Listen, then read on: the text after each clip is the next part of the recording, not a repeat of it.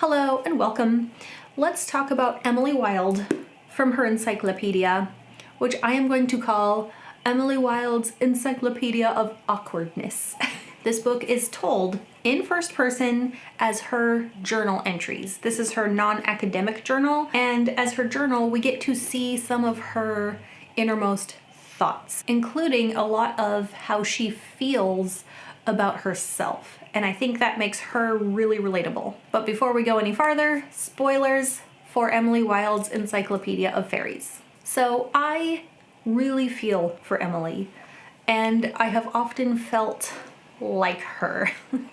As I was reading this book, I felt like it was pretty obvious that Emily is on the autism spectrum. In fact, she may have been written in a way to make it more obvious, maybe a little on the nose, which sometimes for people on the autism spectrum, you need things to be very on the nose instead of having to guess. And that's kind of part of her problem, having to guess what people mean. Emily is highly intelligent. She knows lots of stuff, but very awkward with people.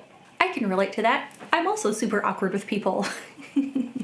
And unfortunately, she's well aware of how awkward she is. She wishes she wasn't, but it's not something she can just flip on and off, not something she can easily change about herself. She is the way she is. But she's never been snowed into a small village for an entire winter with a small group of people.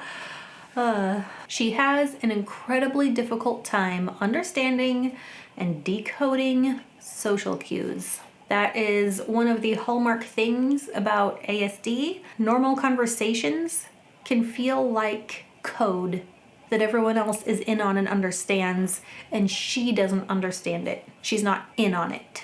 She's left feeling like she's guessing and always saying the wrong thing, but she doesn't know what it is that she's saying wrong. She feels like she's expected to respond to people in a certain way, and she doesn't know what it is. That's super stressful. For her, it's easier to just avoid people in the first place. So in this small town, that often means that she does not go down to hang out at the tavern like other people tend to do. It's easier to go home and write in her notebook. Shadow loves her and understands her. She doesn't have to make conversation with him. And she kind of envies Bumblebee. I can get that. I understand that feeling. She sees him just walk into a place able to talk to people easily and naturally, and she kind of thinks, why can't I do that? What's wrong with me that I can't just go up to a person and talk to them, have a conversation without feeling like it's the most awkward thing in my life? It's like Bumblebee is in on the code, and she just ends up offending people and not knowing why. So besides being socially awkward, she's super smart and knowledgeable in her special area of interest, which is another hallmark ASD trait. She has accumulated so much random knowledge on the fair folk, the fae, the fairies. She has this knowledge stored in her brain, and she can go through them like they're files. Oh, I'm in a pinch. I need to go searching through my file folders of knowledge to pull out the piece I need. Bumblebee admires her.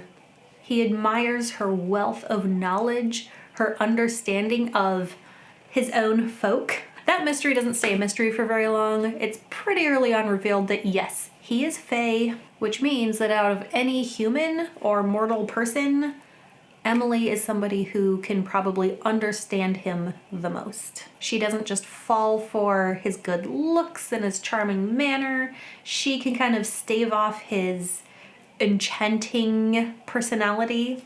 That intrigues him, and if she shows any kind of inclination to like him, he can be certain that it's because she likes him and not because he's enchanting her. And I really love their relationship. I thought it was so cute. It's not your normal friends to lovers trope. It's more of a colleagues to friends kind of thing. I wouldn't call it a romance. It's not really. He likes her. He has fallen in love and she hasn't. You know, maybe towards the end she's kind of thinking she has, but it's more about them getting to know each other as people and friends. I love that he never calls her Emily. It's either M or Dragon. I like that. His journal entry in her journal is so cute. That journal entry shows how well he knows her. The things he teases her about are things that other people might look at her and kind of not like her that much because of her tendencies. But he looks at those and they're just part of Emily, and he likes Emily, so those little things are just little extra flavorful parts of her. And then there's this unexpected proposal. I like that Bamblebee really has realistic expectations for Emily's response based on what he knows about her. He knows her really well. He knows she's not going to just fall all over herself. In fact, he says if she had, he would have known she was enchanted, because that's not the M he knows. This proposal was super unexpected. She is not used to thinking about him that way. She went from thinking about him as a rival to a cooperative colleague, and eventually starts thinking of him as a friend. And this leap to romantic interest is a little too much too fast for her. And Bamblebee respects that. And as a not very romantic thinker, Emily is immediately thinking of pros and cons. Pro of marrying Bamblebee. He, once married, he can take her to the fairy realm. She can see firsthand all the things she's dreamed about her entire life. How exciting is this? Bamblebee might have to decide whether that comes into her consideration so much when she's deciding to marry him. Is she marrying him because she loves him, or because of what he can give her access to? Cons: going to the fairy realm, leaving her own home and world, possibly being enchanted by this handsome fairy prince. The pros and cons are kind of the same thing, just looked at from different points of view. I mean, the biggest pro of this relationship would be that she has somebody who loves her and cares about her, and someone who's really smooth in social situations who can kind of help her along. Their collaborative research could make their names in the academic world. There's a lot to think about that there, and I'm glad that their relationship didn't end happily ever after at the end of the first book. It makes me want to go on to the second one to see what happens. I want them to get together. If something happens in the second book where they can't be together for some reason, I'm gonna be really annoyed. In my most hated tropes video, that's one of the ones I hate. They can't be together for some reason. Sure they can, if they wanna. And I love how Emily's relationships with the villagers evolves. She is in her Ravenspeak to seek knowledge. And as she seeks knowledge, she also kind of simultaneously helps the Ravenspeakers, the villagers.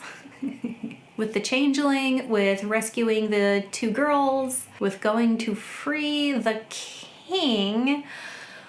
That might not have been the smartest thing, but by that point, she has built up relationships and feelings and trust with the villagers and with Bamblebee enough that they go to rescue her. Awkward M somehow manages to gain the love of an entire village and a fairy prince enough that they come to rescue her from her captivity, risking death, risking enchantment, their own captivity. I think it was a wonderful way to end, to show that her own social awkwardness is not a fault. And there are people who are willing to take the time to get to know even this super awkward person. But I really loved this book. I thought it was a wonderful little story, and I can't wait for the next one. And I'd love to hear what you are hoping will happen in the next Emily book. You can follow me on Instagram. My link is in the description, and subscribe here for more bookish and fantasy content.